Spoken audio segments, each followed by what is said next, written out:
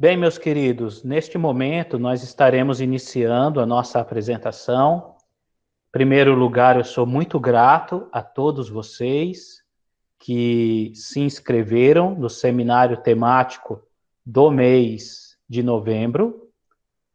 E sou muito grato ao professor Ronaldo também, que tem sido um grande parceiro no Enquetes Teológicas, nos seminários temáticos mensais, principalmente nessa parte da tecnologia, pois, além de ser um grande professor teológico, ele tem um vasto conhecimento nessa área, e é uma área que nós estamos, de forma paulatina, aprendendo, e o professor Ronaldo tem nos ajudado muito. Então, agradeço muito a todos os participantes, ao professor Ronaldo, e espero que vocês possam estar conosco nos demais seminários temáticos mensais.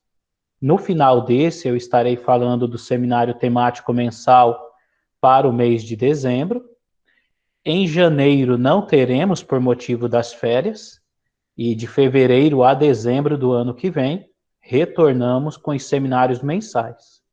O objetivo dos seminários mensais é sempre trabalhar propostas a nível de bacharel e a nível de pós-graduação, pois quem já está bacharelando terá os seus conhecimentos mais aprofundados e quem está a nível de pós-graduação conseguirá, através do seminário temático, obter talvez novas linhas para suas pesquisas. E quem está talvez no nível básico, no nível médio, conseguirá perceber que há um vasto caminho a ser percorrido. E isso é teologia, isso é ciências da religião. É um vasto caminho, um conhecimento que nunca se esgota. Então, com as minhas palavras iniciais de gratidão a todos vocês, vamos para o nosso seminário. A origem do Deus Criador em Israel. Este tema, ele está relacionado à minha tese de doutorado pela Universidade Metodista de São Paulo, onde nós trabalhamos a origem da cosmogonia da criação em Israel. Então, nós preferimos colocar o termo Deus Criador, pois o termo cosmogonia não é um termo muito conhecido. Quando eu falo de origem da cosmogonia, eu me refiro quando Israel passou a se preocupar propriamente com a teologia do Deus Criador. Quando Israel passou a inserir no seu compêndio teológico a ideia de um Deus que criou os céus e a terra, visto que isso não é uma teologia do profetismo pré-exílico. Então, com essa proposta, eu falo sobre a origem da teologia cosmogônica no pensamento e na literatura veterotestamentária.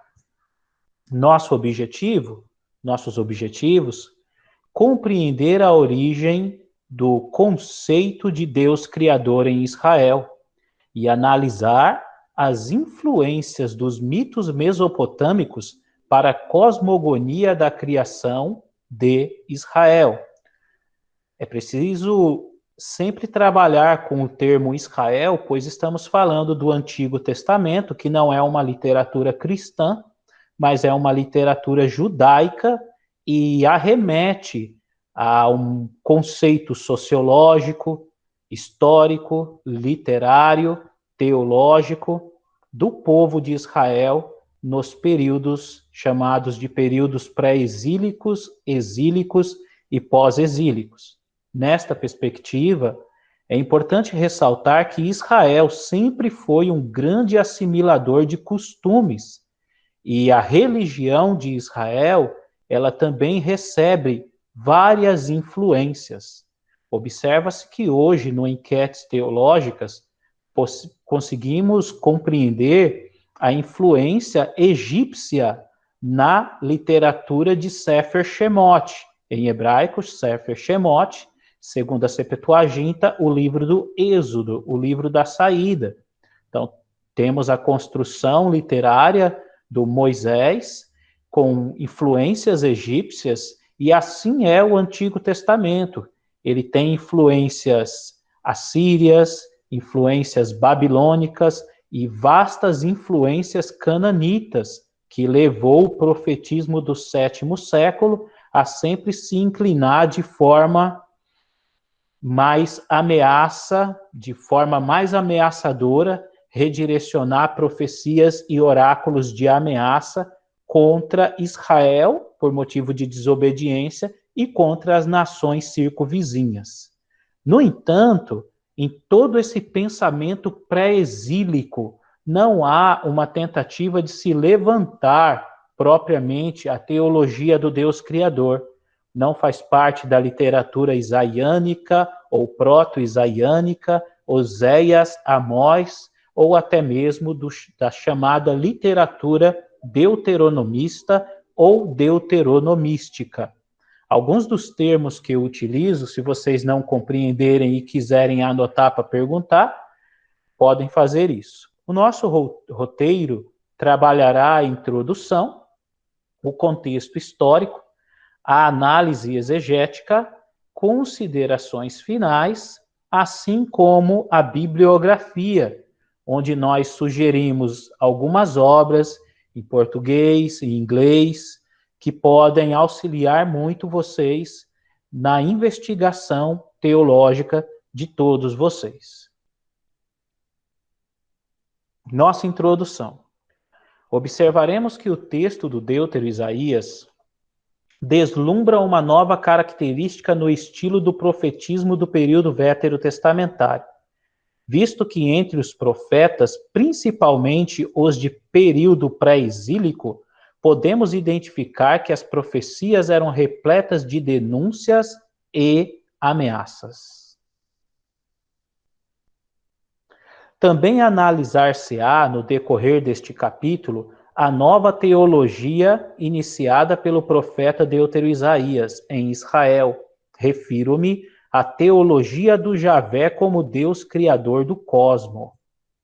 Observa-se que a terminologia Deutero Isaías é uma terminologia da nova proposta hermenêutica, onde os estudiosos compreendem que o livro do profeta Isaías é dividido em 3 partes. Do capítulo 1 ao capítulo 39, nos referimos ao proto-Isaías, ao chamado profeta pré-exílico, que direcionou propriamente as suas profecias, ao sul, no período de Jotão, Acás, Ezequias. Ele desenvolve esse trabalho propriamente no sul como profeta palaciano. No entanto, esse proto-Isaías, ele não trabalha aspectos cosmogônicos, e os profetas anteriores, os profetas pré-exílicos, numa perspectiva nortista e sulista, eles também não trabalham a teologia do Deus Criador. Mas averiguaremos mais à frente que o profeta Deutero Isaías, ele abre essa temática. O profeta Deutero Isaías é um profeta do fim do exílio. Estamos falando entre o ano 540 a.C., nós temos um profeta que talvez foi discípulo do primeiro Isaías, ou outras hipóteses, o qual ele está vivendo com uma comunidade de judeus exilados na Babilônia, e também na Babilônia eles terão uma forte influência de aspectos cosmogônicos na teologia e nas suas reuniões culticas. Assim, continuamos.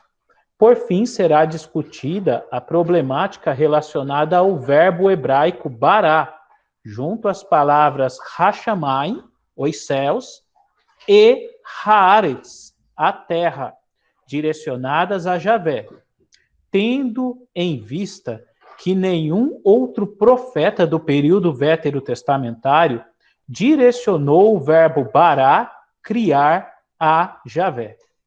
Aqui nós temos uma característica incrível, que daqui a pouco vocês já vão conseguir anotar, visto que Isaías, capítulo 45, verso 7, o título de Bará é direcionado a Javé, ou seja, um título que tinha a ver propriamente com a literatura cosmogônica do Gênesis.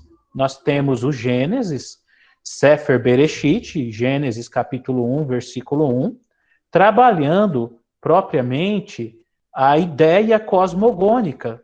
Bereshit bara Elohim. Em princípio criou Elohim. O Gênesis, ele já apresenta uma proposta mítica e cosmogônica de forma atemporal, que não apresenta uma data para a criação, mas não atribui essa criação a uma obra do acaso. O redator, ele tem um conceito teísta atribuindo o verbo bará, criar, à figura do Elohim. Logo, o Gênesis, sendo o primeiro capítulo e o primeiro livro da Bíblia, ele abre o tema do Deus Criador. No entanto, é importante ressaltar que os 11 primeiros capítulos do Gênesis são produções literárias pós-exílicas, são produções literárias dos judaítas repatriados em Jerusalém. Logo, a cosmogonia apresentada no Gênesis, a antropogonia apresentada no Gênesis, a narrativa de catástrofe diluviana apresentada no Gênesis retratam o pensamento do judaísmo pós-exílico.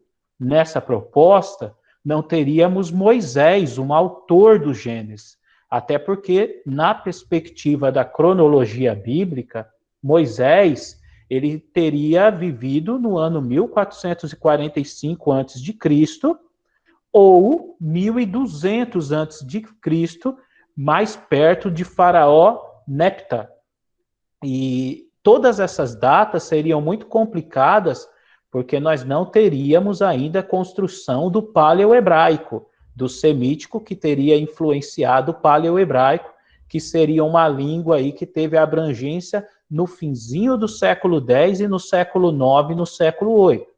Língua que posteriormente influenciou, no V século, a construção do chamado hebraico quadrático, influenciado pelo aramaico babilônico, e a partir daí nós temos uma forte construção literária pós-exílica.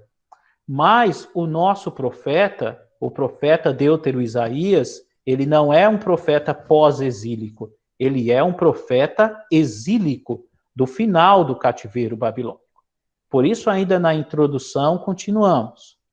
Os capítulos 40 a 55 do livro de Isaías foram inicialmente escritos em período de catástrofe nacional, pois o redator do livro estava entre os judeus exilados na Babilônia e como povos conquistados à mercê de uma nova língua, cultura e religião.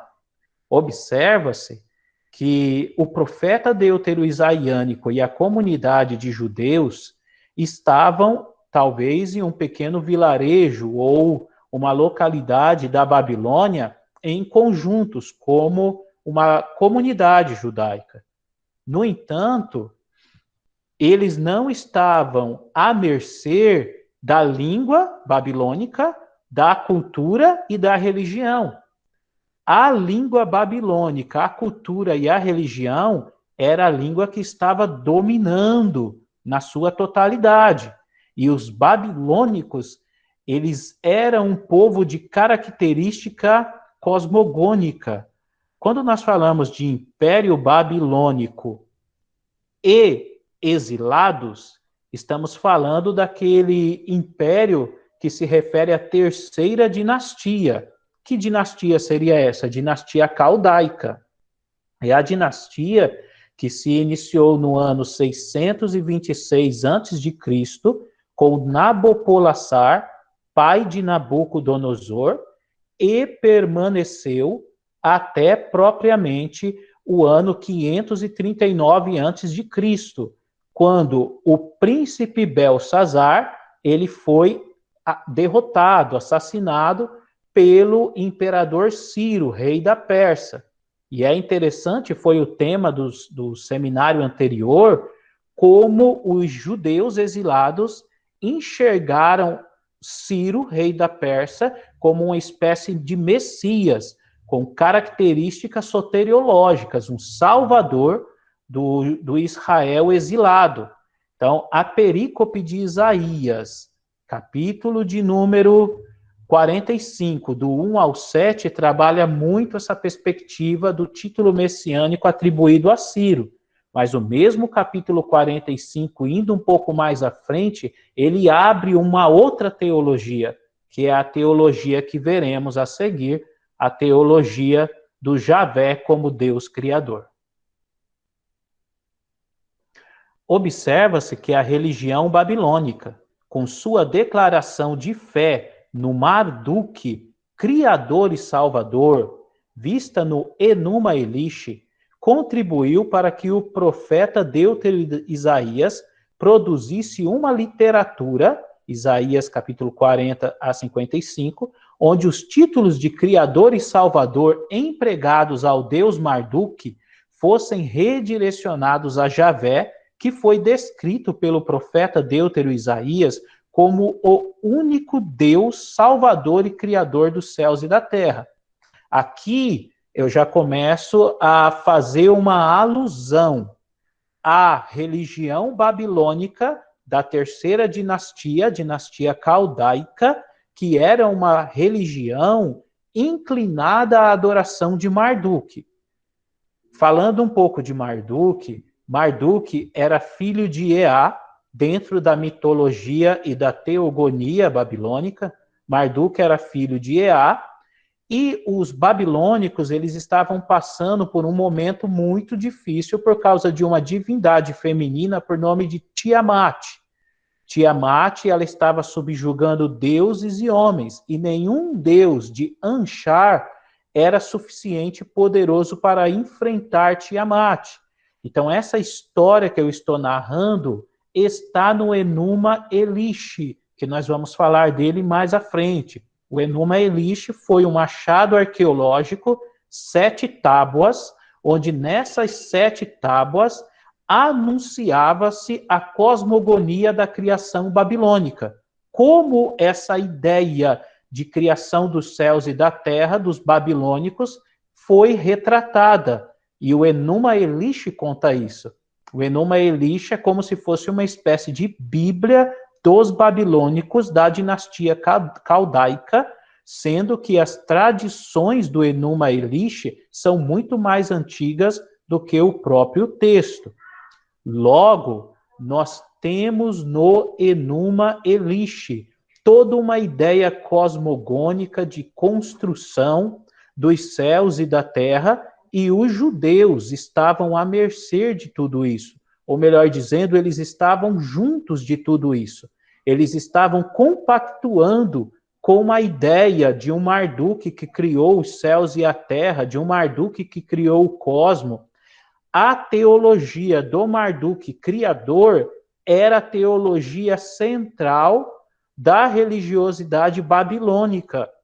E essa religiosidade não era exercida só pelos babilônicos, era exercida também pelos povos que foram conquistados pela Babilônia. Eles estavam lá, muitos se converteram à religião de Marduk e outros não se converteram, mas eles tinham acesso às celebrações culticas e os ritos inclinados a Marduk. Segundo Eliade, um grande sociólogo, em sua obra Origens, Histórias e Sentido na Religião, o Enuma Elish era recitado todos os dias do Ano Novo, sendo que os acontecimentos relatados eram ritualmente reconstruídos, fortalecendo as convicções religiosas dos babilônicos em um Marduk, criador dos céus e da terra. Essa fala do Eliade tem ajudado muitos pesquisadores dessa área, visto que temos atividades culticas dentro de uma concepção politeísta da religiosidade babilônica. Entretanto, todo ano novo lá na Babilônia eles faziam a ressignificação do mito cosmogônico. Em qual aspecto? Dizer que Marduk criou os céus e a terra. É interessante que nós temos no Enuma Elish 7 tábuas mencionando isso. 7 tábuas. E na 4ª tábua do Enuma Elish tem um confronto muito grande entre a Tiamat e o Marduk. O Marduk, ele é um deus herói, aonde ele pega a lança, ele tece uma rede, ele prende a Tiamat e ele mata a Tiamat. E o mito do Enuma Elish diz que ele reparte Tiamat ao meio, e repartindo Tiamat ao meio, ele separa as águas que ficam em cima do firmamento e as águas que ficam embaixo do firmamento.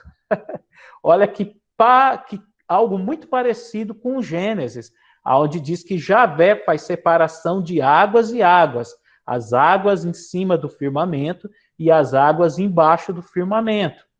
Então, essa semelhança na linguagem, ela possivelmente se deu porque esse mito ele foi recontado no mínimo umas 68 vezes para a comunidade judaica, 69 vezes para a comunidade judaica que estava exilada.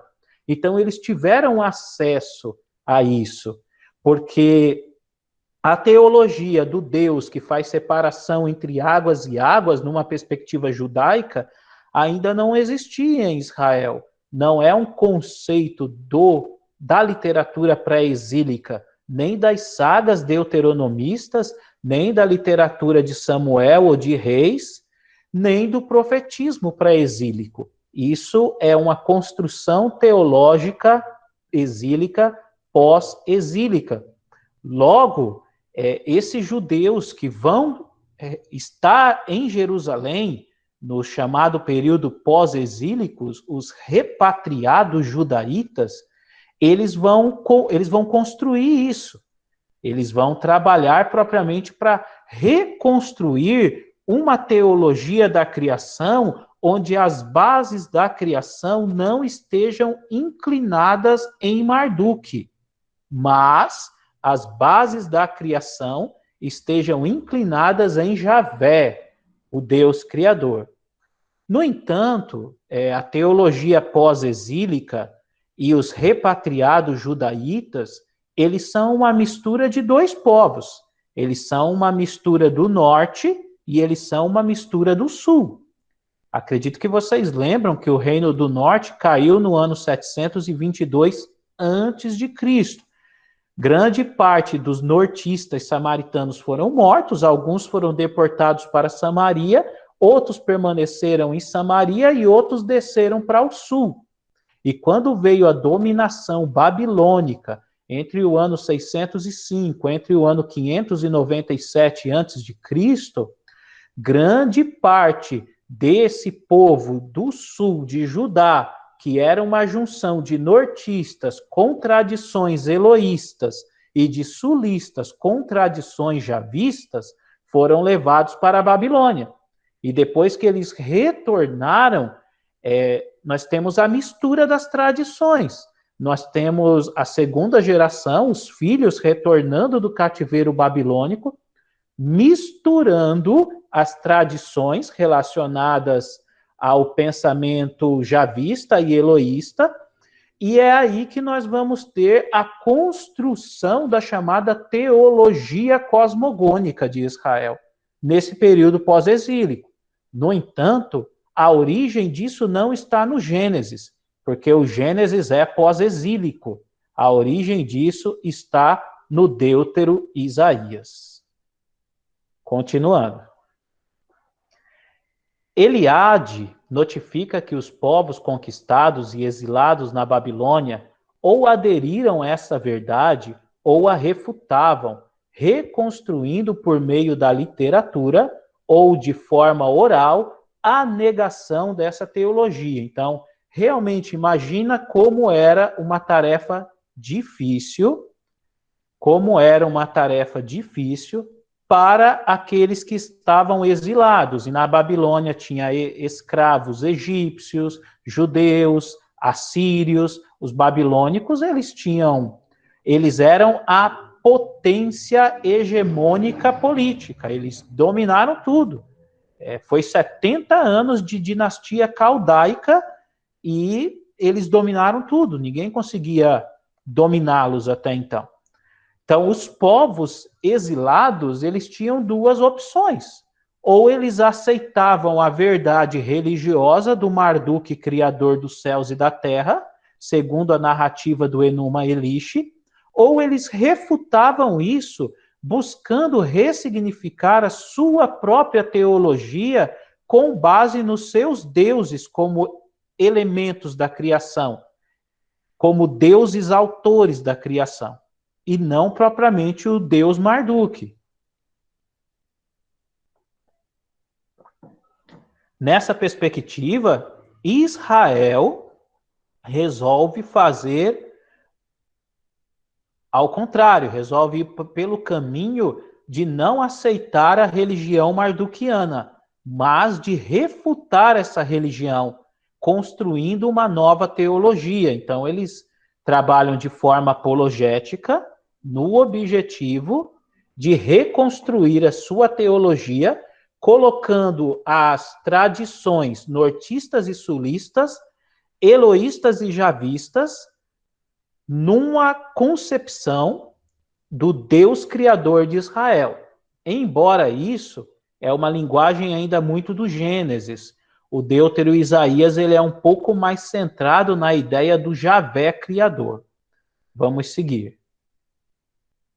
Observaremos agora um pouco sobre a poesia da criação babilônica, o Enuma Elish.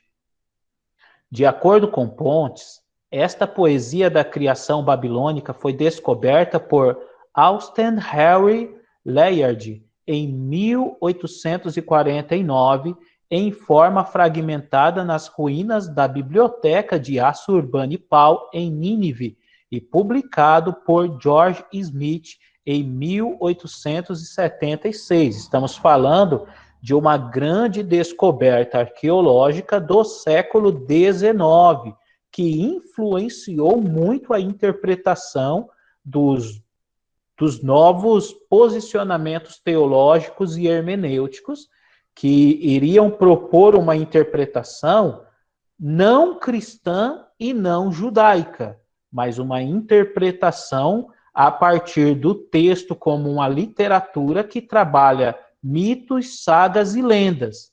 Pois essa metodologia, vamos dizer aí, no judaísmo pré-exílico, exílico, pós-exílico, não era bem assim.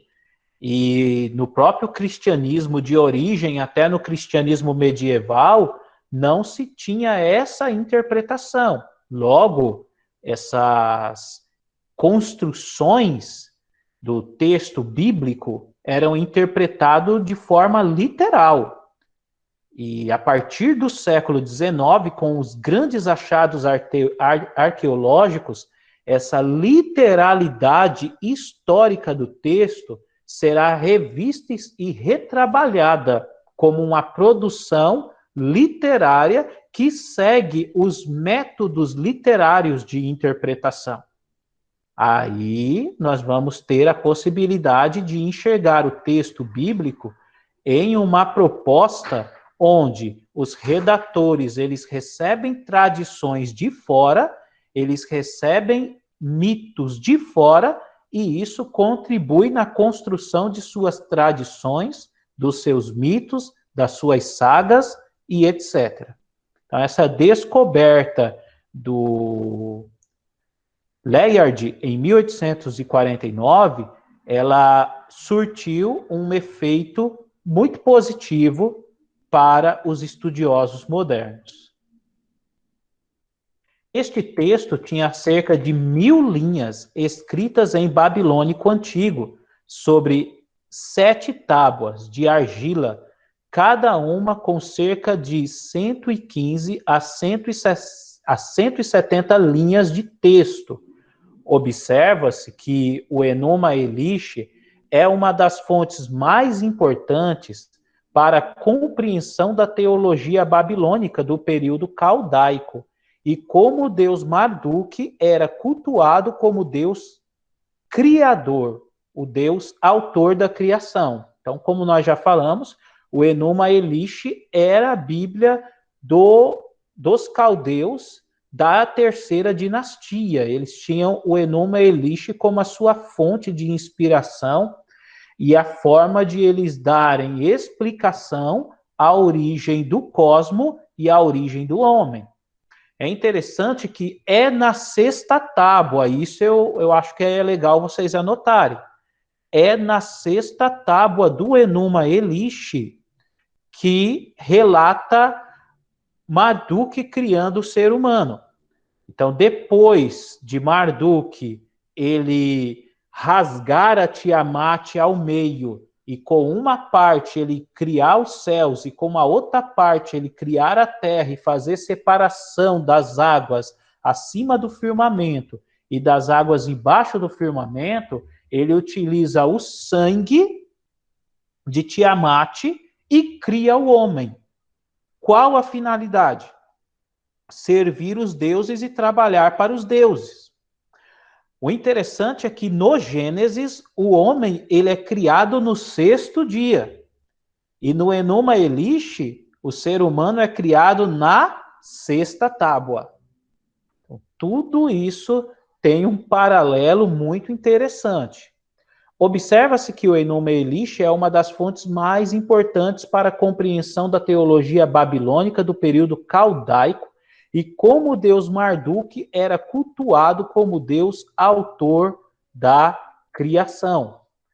O texto descreve Marduk como Deus que criou a humanidade para servir os deuses. Observa-se que a primeira tábua do Enuma Elish comenta sobre uma cena de abertura, onde só havia um mundo formado de matéria por dois seres mitológicos, que seria o Apsu, Tiamat. E é muito interessante que o começo do Enuma Elish, ele lembra Gênesis 1:1. O Gênesis 1:1 começa, em princípio criou Elohim os céus e a terra. O Enuma Elish, ele começa, quando os céus e a terra foram formados, utiliza essa expressão, quando, na semelhança do Gênesis, porque tanto o Enuma Elish dá uma proposta de origem dos céus e da terra numa perspectiva atemporal, sem uma data cronológica, e o Gênesis segue a mesma linha. Então, nessa possibilidade, o Gênesis, ele faz uma menção das bases do Enuma Elish, no entanto, ele vai trabalhar uns aspectos diferentes, principalmente o aspecto religioso da comunidade judaica pós-exílica, trazendo a tradição javista, eloísta e deuteronomista para dentro da fonte P, a fonte sacerdotal, ou seja, a produção literária sacerdotal, ela tem elementos das fontes antigas, por intermédio da memória, mas ela tem a forte influência da ideia mítica e imagética do Enuma Elish. Então, continuando. O texto descreve Marduk como Deus que criou a humanidade para servir os deuses. Observa-se que a primeira tábua do Enuma Elish comenta sobre uma cena de abertura, onde só havia um mundo formado de matéria por dois seres mitológicos. As duas tábuas, 2 e 3, contam como Marduk foi escolhido por seu pai Ea para lutar contra Tiamat.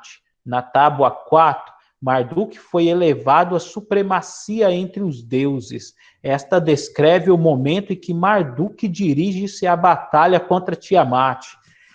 Eu aconselho vocês a lerem um pouco mais sobre isso. Vocês conseguem baixar o Enuma Elish pela internet. A editora Paulus tem algumas obras nesse aspecto traduzidas em português. E é muito interessante. Essa quarta tábua é uma cena de saga de aventura.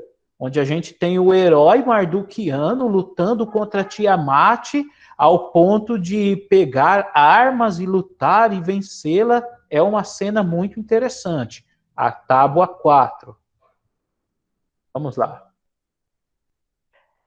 Esta linguagem utilizada pelo profeta refere-se... Então, antes de eu entrar aqui, a tábua 6, como eu já havia dito, ela também é muito importante, porque na tábua 6, Marduk cria o ser humano, e em Gênesis 6, nós temos a criação do homem. Então, para fechar, o Enuma Elish são 7 tábuas que apresentam o mito cosmogônico e antropogônico da criação, e certamente essa linguagem influenciou o autor, o fundador, o criador da teologia cosmogônica em Israel, o Deutero Isaías. A antropogonia, a criação do homem, é uma segunda fase. Daqui a pouquinho nós vamos falar disso, porque o profeta Deutero Isaías, ele não se inclina à criação do homem, ele se inclina à criação do cosmos. Esta linguagem utilizada pelo profeta refere-se a uma condição de deportados na Babilônia. Segundo Milton Schwantz, o autor deutero-isaiânico é, na verdade, os cantores do templo, sendo assim, o Deutero Isaías não foi compilado por um único autor, mas por vários cantores do templo que foram deportados para a Babilônia e produziram o Deutero Isaías sobre uma linguagem ínica e no estilo da corte do Oriente. O que eu quero dizer com isso? O que o professor Milton Schwantz propôs, ele foi muito além, porque grande parte dos biblistas entendem que o Deutero Isaías seria um profeta discípulo do primeiro Isaías. O Schwantz, ele abriu uma outra proposta, porque o livro do profeta Deutero Isaías, ele tem 4 cânticos, os cânticos do servo. E esses cânticos dos servos, eles são hinos. Observa-se que a literatura deutero-isaiânica, ela é uma literatura ínica. E o Enuma Elish, alguns estudiosos propõem que ele era não só recitado, ele era cantado. Além disso, nós temos vários cânticos babilônicos. Então, a proposta dos cultos litúrgicos na Babilônica era através dos hinos. Você tem hinos de exaltação à divindade Marduk. Assim como Deutero Isaías possui uma linguagem ínica.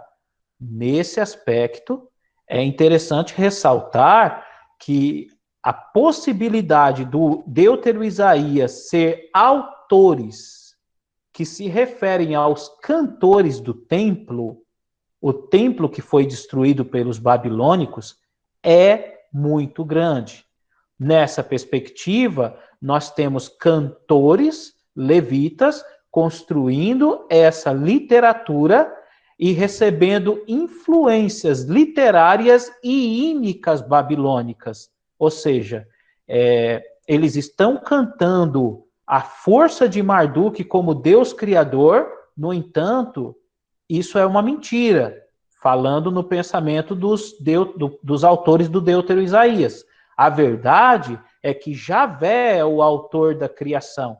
Então, eles vão construir uma música, um hino, para refutar a ideia do Marduk criador. Na quinta tábua, Marduk estabeleceu as constelações e indicou os dias, os meses e os anos. Aqui é interessante porque o Gênesis tem isso também. O Gênesis, ele fala do luminar maior, do luminar menor, de como o Elohim ele faz tudo isso. Então, essas ideias, elas também são pós-exílicas. E da onde os judeus tiveram inspiração para pensar nisso? Era uma maneira de dizer que tudo que eles ouviram relacionados no Enuma Elish, direcionados a Marduk, era um engano. A verdade é que tudo aquilo eram obras de Javé, eram obras de Elohim. Observa-se que a sexta tábua se refere à criação do homem, dizendo que Marduk mesclou argila com o sangue de Kingu, o principal ajudante de Tiamat. Aqui é interessante. No Enuma Elish, o ser humano é feito de argila. E no Gênesis, nós temos duas narrativas antropogônicas. Nós temos a narrativa do Gênesis 1, 26 e 27, aonde o Elohim, ele faz um homem à sua imagem e semelhança, e nós temos a narrativa de Gênesis, capítulo de número 2, versículo de número 7, onde o Javé, ele faz um boneco de argila e sopra uma nefesh vivente. Olha que interessante. Ou seja, nós temos o autor do Gênesis pensando nisso, pensando no que ele ouviu na Babilônia, mas redirecionando o autor desse ser humano, o autor dessa criação do homem, tirando de Marduk e jogando para Elohim, em Gênesis 1, 26, porque Elohim era a divindade central do norte, como também do sul, mas talvez no norte tinha uma característica mais eloísta. E aí nós temos o Javé também, o Javé em Gênesis 2:7, fazendo propriamente essa observação, um ser humano feito da argila, um ser humano feito do barro, ou seja, resgatando a antropogonia do Enuma Elish, mas tirando essa autoria de Marduk e inserindo a Javé. Na 7ª tábua, Marduk foi promovido de principal deus da Babilônia, líder total do panteão. Agora vem o texto. Em Isaías 45:18, o profeta tentou descobrir a imagem, o profeta tentou desconstruir a imagem apresentada pelos babilônicos de um Marduk criador, anunciada aos judeus exilados, que Javé era o Deus criador dos céus e da terra. Ou seja, Isaías 45:18, que nós já vamos daqui a pouquinho ler. Isaías 45:18, nós temos o texto atribuindo o título de Deus Criador a Javé. Ou seja, Javé é aquele que criou. E o interessante é que o criar está com o verbo bará. Mas o Deutero Isaías, ele antecede o Gênesis. O Deutero Isaías é uma literatura do ano 540 a.C. O Gênesis, ele é uma obra dos repatriados judaítas em Jerusalém. Isso se dá após a conquista de Ciro, o persa, e o decreto que ele estabelece. Nós vamos ter o decreto entre o ano 538 a.C., e nós vamos ter esses repatriados chegando entre o ano 536 a.C. Então, eles vão chegar, fazer assentamento, reconstruir. A reconstrução do templo é dada no ano 516 a.C. A obra começa entre 520, a reconstrução se dá entre o ano 516 a.C., e a partir daí, desse novo templo, nós vamos ter agora a reatividade dos cultos, da liturgia, dos cânticos, e a ressignificação da teologia do Deus Criador, não do Marduk, segundo que os judeus ouviram na Babilônia, mas do Javé, o Criador dos céus e da terra. Então, o Gênesis é a cosmogonia da criação judaica na segunda fase. Anotem isso. O Gênesis é a cosmogonia da criação judaica em sua segunda fase, porque a autoria da teologia da criação não é do redator do Gênesis, é do Deutero Isaías, por causa do texto de Isaías 45, versículo 18. Mas vale a pena dizer que na segunda fase, tudo foi recontado e foi evoluído o conceito. o Ribeiro menciona sobre o período pós-exílico, especificamente entre o ano 516 a.C., época em que o Templo de Jerusalém foi reconstruído. Pode ser identificado como um período em que a teologia se mantinha em torno do assunto do Deus Criador. Ou seja, queridos, com a reconstrução do templo e esses repatriados judaítas, eles têm memória do estilo do culto babilônico, porque eles não viveram o estilo do culto salomônico. Então, qual é a memória que os repatriados judaítas têm de culto e liturgia? O culto de Nebo, babilônico. A ressignificação do conto da criação que era feita todo ano novo. Então, aqui vem uma possibilidade que o Ribeiro abriu, em sua tese de doutorado pela PUC-Rio no ano de 2008. A descrição está abaixo aí na nota de rodapé.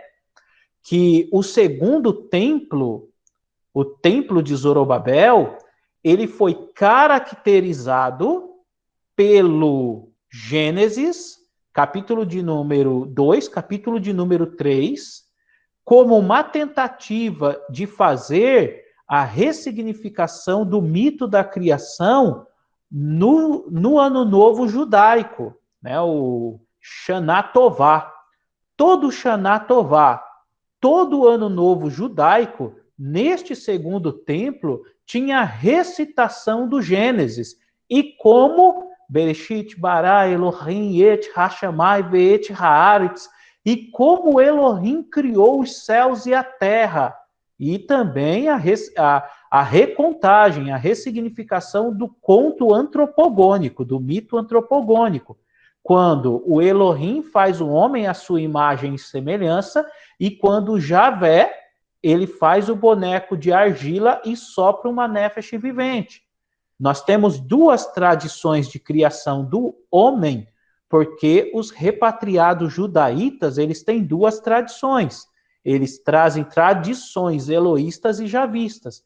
Então, tem que ser um mito da criação do homem que agrade gregos e troianos, agrade todo mundo. Bem, eu acredito que vocês já devem estar com a cabeça fervendo aí de tanta coisa, mas eu espero que vocês estejam anotando aí direitinho e dê tudo certo. Eu vou dar uma palavra aqui no grupo Sala de Aula. Para aqueles que caíram a conexão, é só vocês entrarem novamente através do link. E sim, a aula será gravada. Ok, eu já dei uma mensagem aqui para eles. Ok, nós temos alguém aqui pedindo o link. Vou repostar o link aqui. Pronto. Continuando, queridos. Ribeiro ainda salienta que no Templo de Jerusalém, o tema da criação foi feito de maneira semelhante aos dos babilônicos, que proclamavam Marduk como Deus criador no Templo de Nabo. Bem, eu vou dar só uma pausa aqui rapidinho para dar uma olhada lá no Google Meet. Bem, até agora ninguém perguntou nada. Eu mandei novamente o link no grupo de WhatsApp.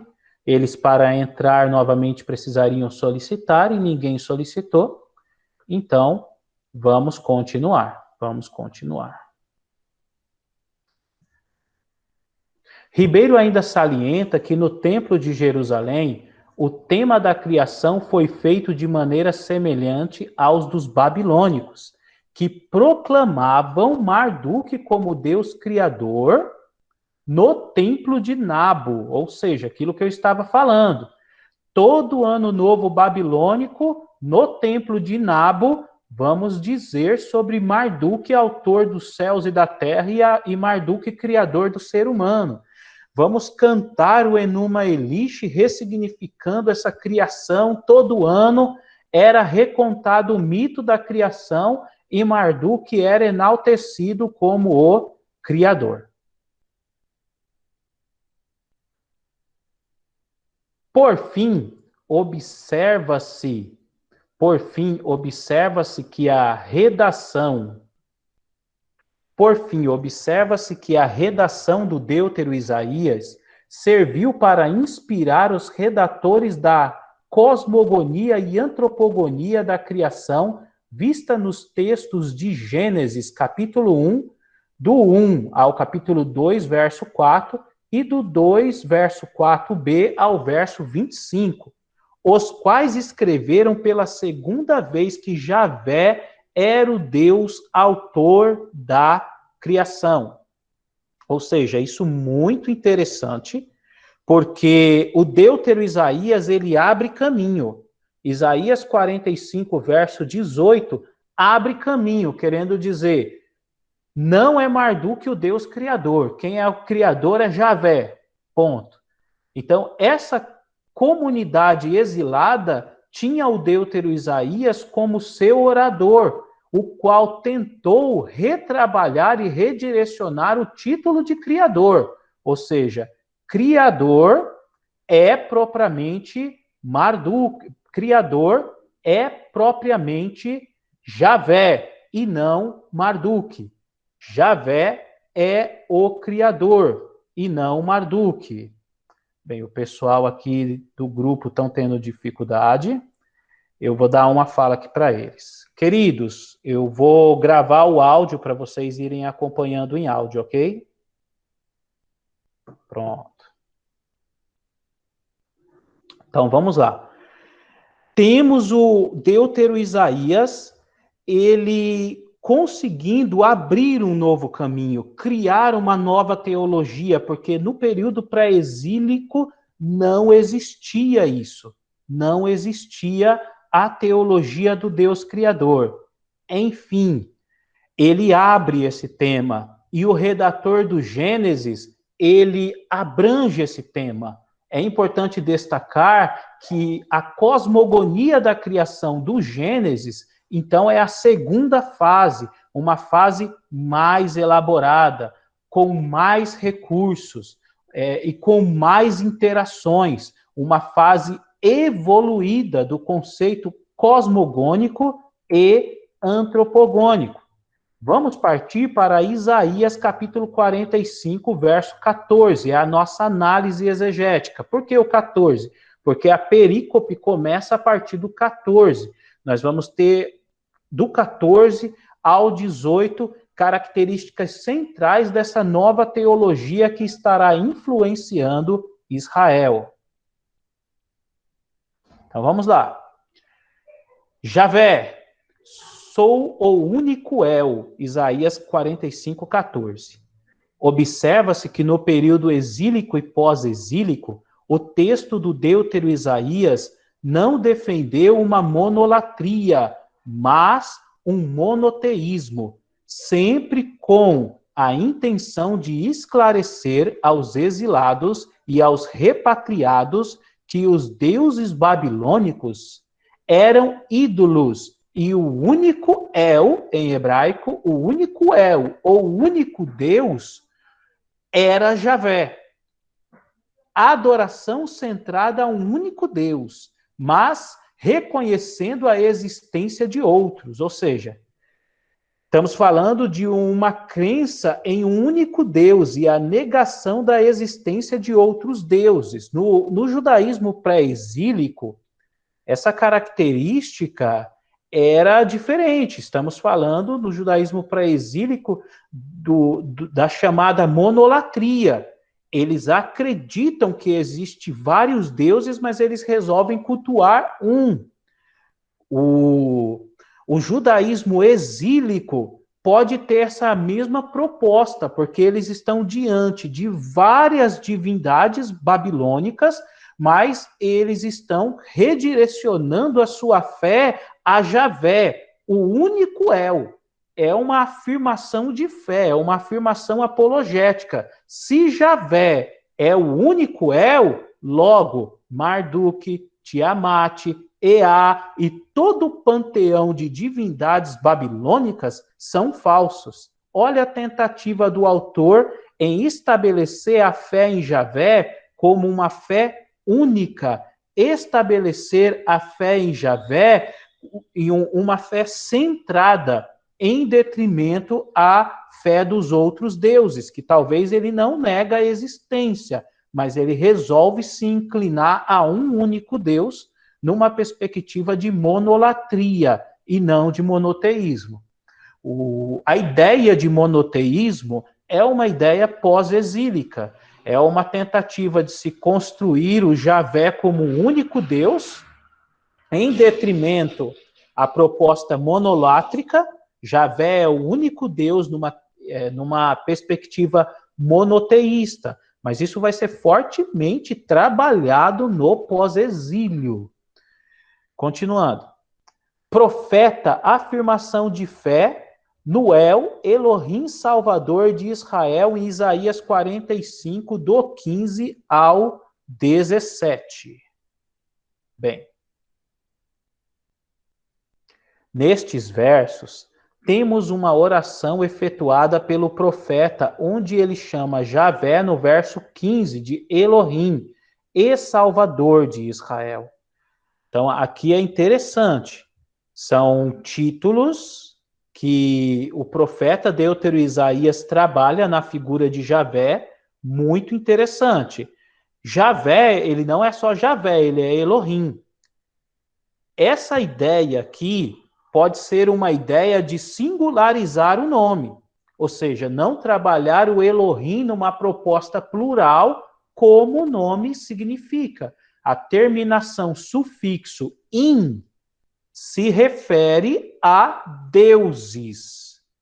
Logo, isso faz parte do conceito traditivo pré-exílico.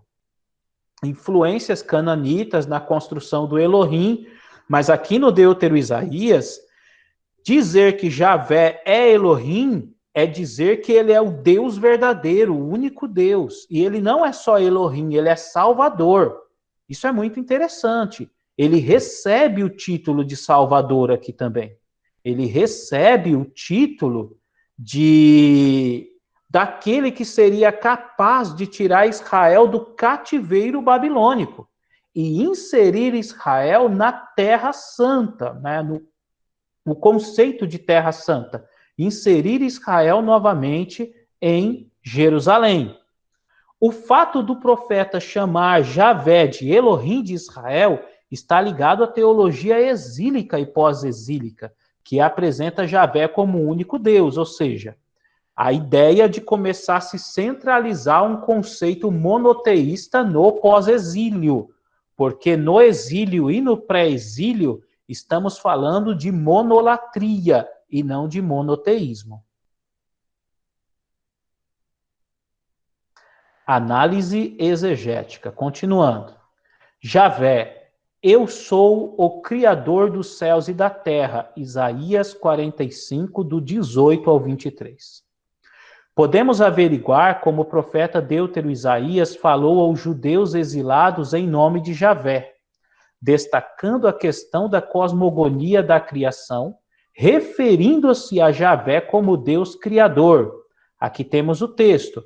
Eis, assim disse Javé, Criador dos céus.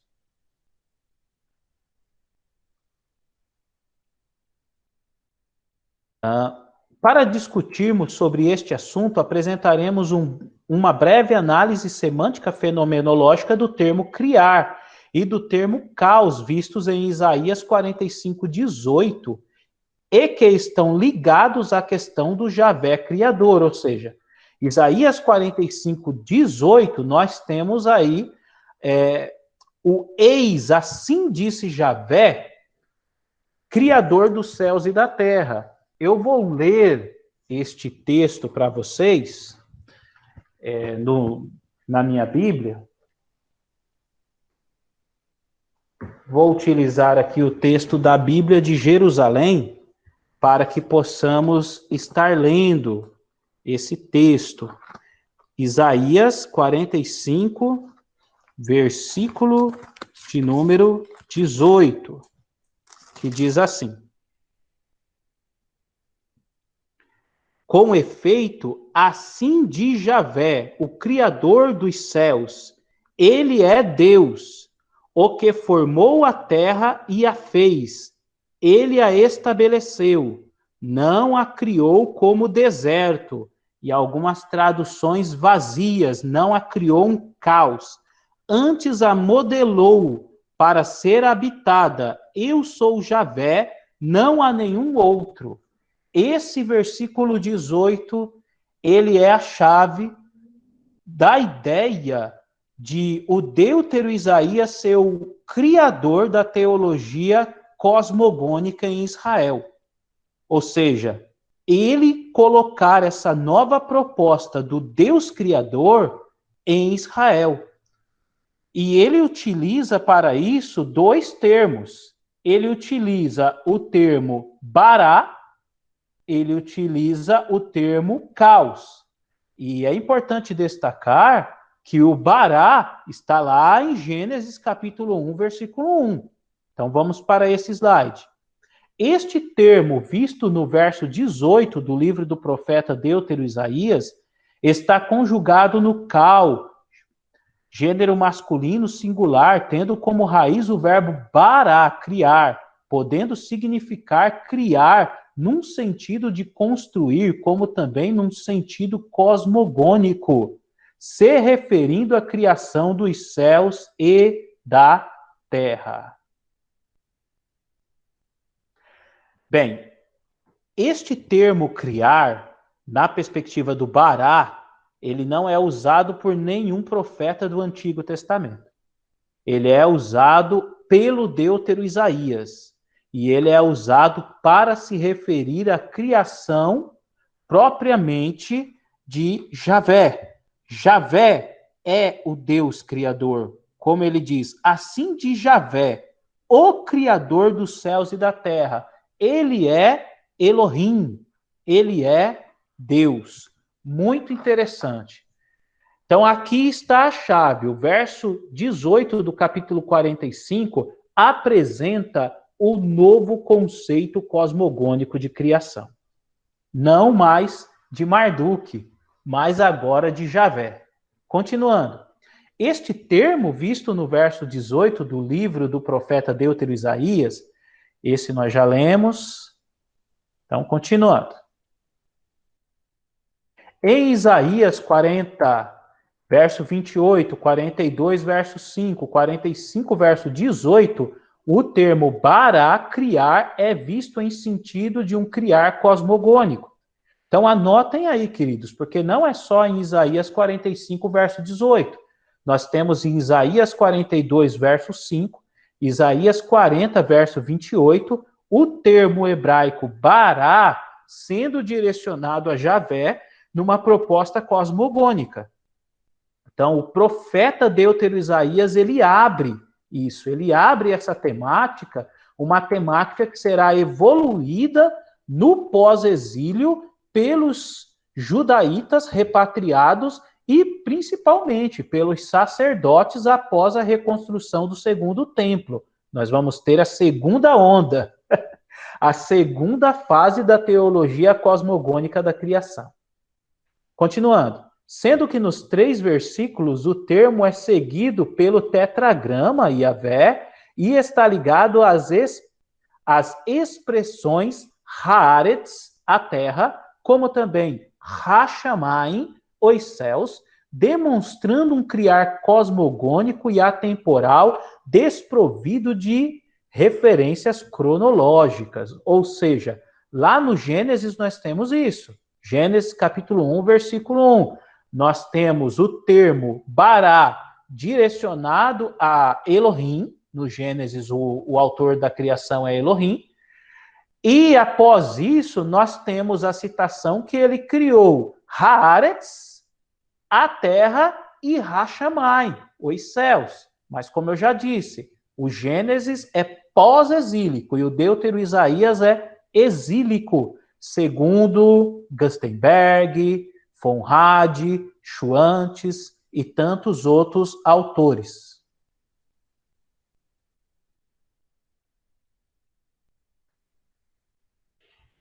Vamos lá. Sendo que nos 3 versículos, já lemos esse também. Os judeus... Desculpa. Os slides sumiu aqui da minha tela, rapaz. Não sei o que aconteceu aqui. Hilton deve ter dado algum probleminha aí, não tem o que eu consigo fazer, porque pelo aplicativo eu já estou fazendo a transmissão da tela. Mas você consegue me ouvir? Não, eu estou te ouvindo e te vendo. Então, bem, você está me ouvindo e me vendo. Eu acho que se isso aconteceu só com você, está transmitindo normal a tela. E aí também já está caminhando para o encerramento, a aula vai ser gravada, depois você vai ter acesso a ela. Ok, tá bom, vou desligar aqui o... Não desligue não, continue acompanhando pela voz. Áudio. Ok. Continuando. Análise exegética. Os judeus tiveram contato com uma fé babilônica durante o período em que estiveram exilados na Babilônia, entre o ano 587 a 540 a.C. Eles tiveram acesso às ideologias religiosas, textos e afirmações de fé que foram retrabalhados pelo Deutero Isaías, o qual direcionou o título de Deus Criador a Javé. Então, imagina eles terem acesso a toda a ideia do Enuma Elish em todo esse período de 587 a 540, ouvindo as histórias do Enuma Elish, todo ano novo ouvindo o Marduk criando os céus e a terra, e novamente eu enfatizo, a segunda geração que voltou para Jerusalém, que são os filhos dos exilados, não tiveram acesso à liturgia cultica salomônica do Templo de Salomão. Então, como eles tinham uma ideia de liturgia religiosa? Qual era a ideia de liturgia religiosa deles? A ideia de liturgia do Templo de Nebo, do Templo Babilônico. Eu vou dar um exemplo. Nós temos um cristão que ele foi 20 anos da Igreja Batista, e ele sai da Igreja Batista e vai abrir uma outra igreja. Geralmente ele abre Batista com um segundo nome, e ele mantém a mesma ideia litúrgica do culto, porque é a metodologia de culto que ele aprendeu a fazer. Então, os cultos do Templo de Zorobabel, os cultos, as liturgias culticas deste segundo templo, elas tinham que ter a mesma base da liturgia cultica do Templo de Nabo. É por isso que esses cultos possivelmente tinham cânticos, hinos, que trabalhavam os aspectos do Elohim e do Javé como autores da criação, e no Ano Novo, no Shana Tová, no Ano Novo, propriamente, judaico, eles tinham ali a ressignificação deste mito judaico, onde o Elohim é o criador dos céus e da terra, onde o Javé e o Elohim são os criadores do homem. Então, eles nem têm o Deutero Isaías como referência, eles constroem o Gênesis para o texto do Gênesis ser a segunda fase e o texto do Gênesis ser a referência. Isso é muito interessante. Continuando. Sendo assim, no verso 18, Deutero Isaías se esforçou para fixar a teologia do Javé, Deus Criador dos céus e da terra, a fim de estabelecer para os demais judeus exilados que Javé era o Deus Criador e não Marduk. Ou seja, o verso 18 ele tem o objetivo de ser apologético. O verso 18, ele tem o objetivo de tirar o Marduk da jogada e estabelecer o Javé como Deus Criador. Continuando. Os judeus tiveram contato com a fé babilônica durante o período em que estiveram na Babilônia, entre o ano... esse aqui nós já lemos.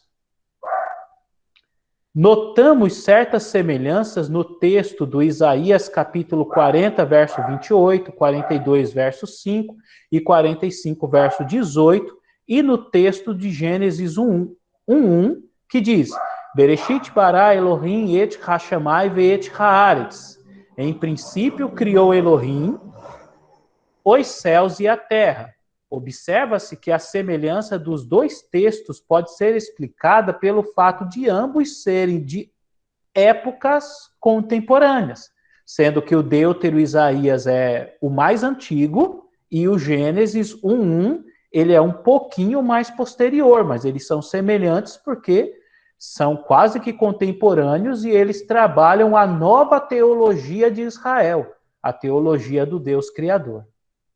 No entanto, os redatores das duas narrativas cosmogônicas da criação no Gênesis evoluíram o tema do Yahvé, Deus Criador dos céus e da terra, no período pós-exílico, acrescentando novos elementos que não foram apresentados pelo Deutero Isaías. Então, os três textos do Deutero Isaías, eles são mais resumidos. Eles apresentam propriamente o Javé como um Deus criador do cosmo, mas ainda de uma maneira muito tímida. É no Gênesis que nós vamos ter uma evolução desse conceito. No período de cativeiro babilônico, os judeus exilados foram alcançados pelo assunto central do momento, o Deus criador dos céus e da terra. Neste tema, Eliade destaca que durante o período da dinastia caldaica, os babilônicos tinham o costume de citar o Enuma Elish todos os dias do Ano Novo, sendo que os acontecimentos relatados eram ritualmente reconstruídos, fortalecendo as convicções religiosas dos babilônicos. Eles acreditavam que Marduk era o Deus criador dos céus e da terra. Então, só finalizando com uma fala que eu também já adiantei de forma narrativa para vocês. E vamos para as considerações finais.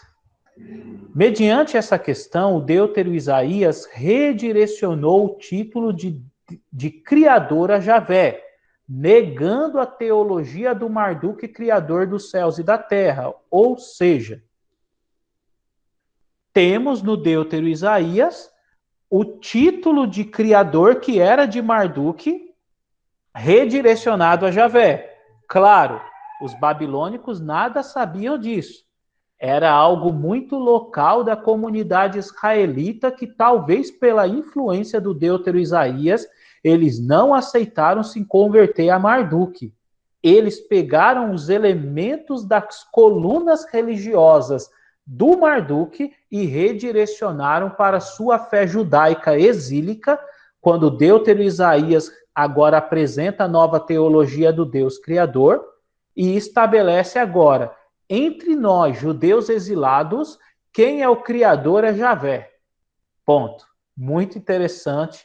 Então, o Deutero Isaías é o autor da teologia do Deus Criador em Israel. 2. Portanto, o verbo barar, criar, como já mencionado, foi aplicado a Javé, num sentido de criar cosmogônico, ou seja, autor do cosmo é Javé. O Deutero Isaías apresenta isso, cria isso, traz essa teologia dos babilônicos para Israel e os redatores do Gênesis evoluem isso. Enfim, esta pesquisa se embasa na questão do profeta Deutero Isaías ser o iniciador da teologia do Deus Criador em Israel e seu trabalho literário ter sido a base para que os redatores das cosmogonias de criação vistas no livro de Gênesis, os versos tais, viessem evoluir o tema da criação em Israel, a partir das memórias que os repatriados tinham do Enuma Elish. Queridos, esse foi o nosso trabalho, a nossa apresentação para vocês. E temos aqui a bibliografia. É importante ressaltar que esses slides serão disponibilizados. Então, é importante ressaltar que esses slides serão disponibilizados para vocês no grupo Sala de Aula. Então, vocês permanecerão aí, no mínimo, mais uma semaninha no grupo Sala de Aulas, até vocês receberem esse material, até vocês me passarem ali alguns dados pessoais para a elaboração do certificado, que será enviado pelo e-mail de vocês. No grupo Sala de Aula eu dou as especificações. Continuando, muito obrigado pela participação de vocês. Eu já quero também anunciar o próximo seminário, que será no dia 19 de dezembro. Então, 19 de dezembro, eu dou esse seminário, fecho as atividades da Faculdade Teológica e Línguas Bíblicas. Janeiro é férias de todas as atividades e vamos voltar só em fevereiro. O tema de dezembro será o credo histórico do Hexateuco e Javé como Deus criador e sustentador nos Salmos 104, 19, 33, 8 e 36. Esse tema do Deus criador é muito grande, então não dá para trabalhar em um único seminário. Então, eu trabalhei a origem da cosmogonia da criação que está no Deutero Isaías, a segunda fase, que está na literatura pós-exílica dos judeus repatriados, construindo o Gênesis, e aí, em dezembro, fica a terceira fase, a ideia cosmogônica, antropogônica, nos salmos de criação, que seria uma terceira fase. Será muito bom e espero que todos vocês possam participar conosco.